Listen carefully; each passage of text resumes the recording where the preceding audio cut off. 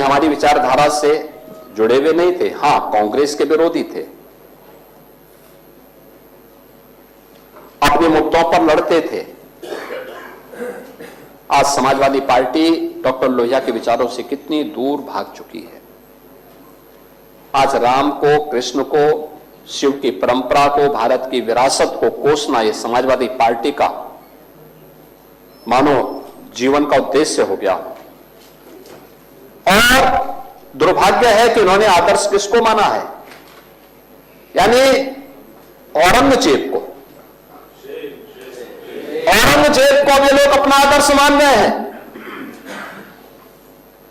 औरंगजेब का पिता शाहजहां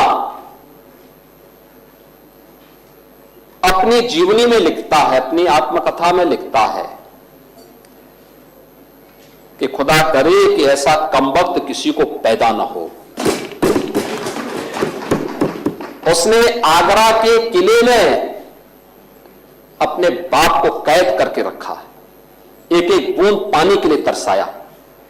और अगर इनको औरंगजेब पर गौरव की अनुभूति होती है तो ये लोग कम से कम पटना की खुदाबख्त लाइब्रेरी में जाकर के एक बार शाहजहां की ही जीवनी को पढ़ लें, देख लें, उसकी पीड़ा को देखें।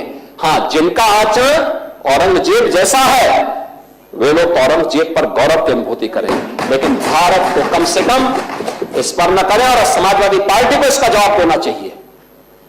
भारत की आस्था पर प्रहार करने वाला दुर्दांत, धर्मांत, क्रूर शासक, उसको समाजवादी पार्टी आदर्श मानती है। जो भारत को रौंदने के लिए आया था, जजिया कर लगा रहा था, भारत का इस्लामीकरण कर रहा था, कोई सभ्य मुसलमान भी अपने पुत्र का नाम औरंगजेब नहीं रखता, क्योंकि उसे मालूम है यथा नाम तथा काम। अगर ऐसा नाम रखेंगे तो फिर एक एक बूंद पानी के लिए तरसना पड़ेगा। और शाहजहां ने भी अपनी जीवनी में लिखा है, उन्होंने कहा है कि औरंगजेब को कोसते हुए उसने लिखा कि तुमसे अच्छा तो यह हिंदू है जो जीते जी तो अपने बुजुर्ग मां बाप की सेवा करता है, मरने के बाद श्राद्ध तर्पण के माध्यम से वर्ष में एक बार उन्हें जल देता है। तुम तो मुझे एक एक बूंद पानी के लिए तरसा दिए हो। अब समाजवादी पार्टी यह तय करे, ये पटना की खुदाबख्त ये समाजवादी पार्टी का नेता, आपका विधायक घोषणा करो ना, उस कमबख्त को निकालो पार्टी से और उसको एक बार यूपी भेज दीजिए, बाकी उपचार हम अपने आप करवा लेंगे। जो व्यक्ति छत्रपति शिवाजी महाराज की परंपरा पर गौरव की अनुभूति करने की बजाय लज्जा महसूस कर रहा हो और औरंगजेब को अपना नायक मान रहा हो, क्या उसको भारत के अंदर रहने का अधिकार होना चाहिए क्या? और समाजवादी पार्टी को इसका जवाब देना चाहिए। एक तरफ आप कुंभ को कोसते रहे और दूसरी तरफ औरंगजेब जैसे दुष्ट और क्रूर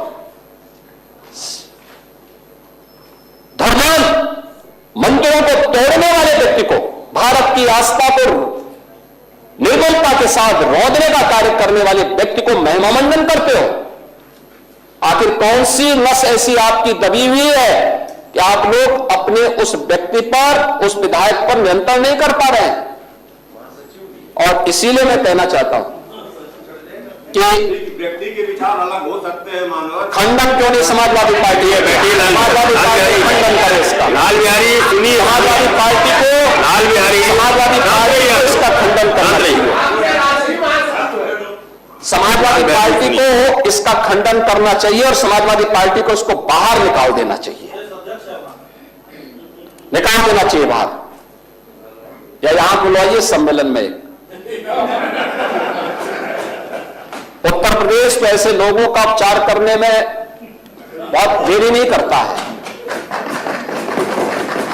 महोदय, यह वर्ष और भी महत्वपूर्ण है।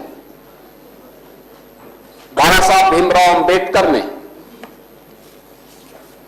जिस संविधान के शिल्पी बनकर के भारत को एक संविधान दिया, भारत के संविधान को अंगीकार करने का यह अमृत वर्ष भी है, अमृत महोत्सव वर्ष भी है।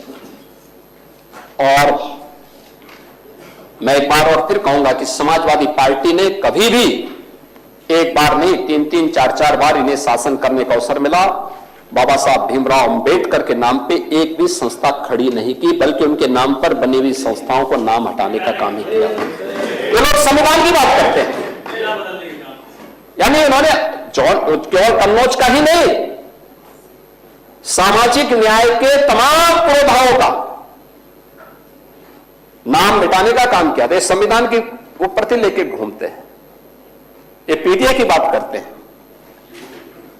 किस पीडीए की बात कर रहे हैं आप? बाबा साहब भीमराव अंबेडकर के नाम पे कोई संस्था समाजवादी पार्टी ने खड़ी की हो?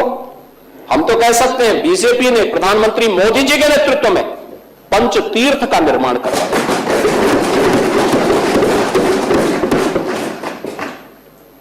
लखनऊ में डबल इंजन की भाजपा की सरकार बाबा साहब भीमराव अंबेडकर का अंतर्राष्ट्रीय स्मारक और सांस्कृतिक केंद्र का निर्माण कर रही है।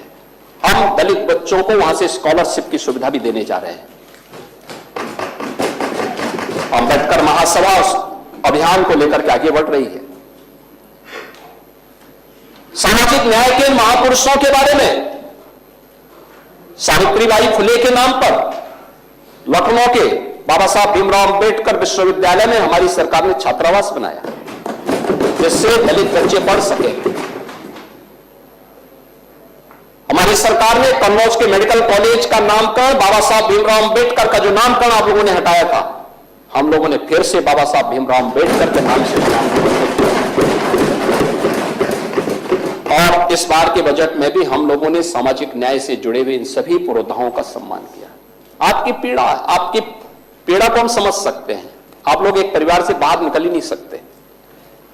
हम लोगों ने अभी तक प्रधानमंत्री जी प्रयागराज आए थे, उन्होंने उद्घाटन किए थे जब 13 दिसंबर को प्रयागराज की योजना होगा, निषाद राज के नाम पे श्रृंगवेरपुर में एक कॉरिडोर के निर्माण का काम किया, उसका भी हमने लोकार्पण किया।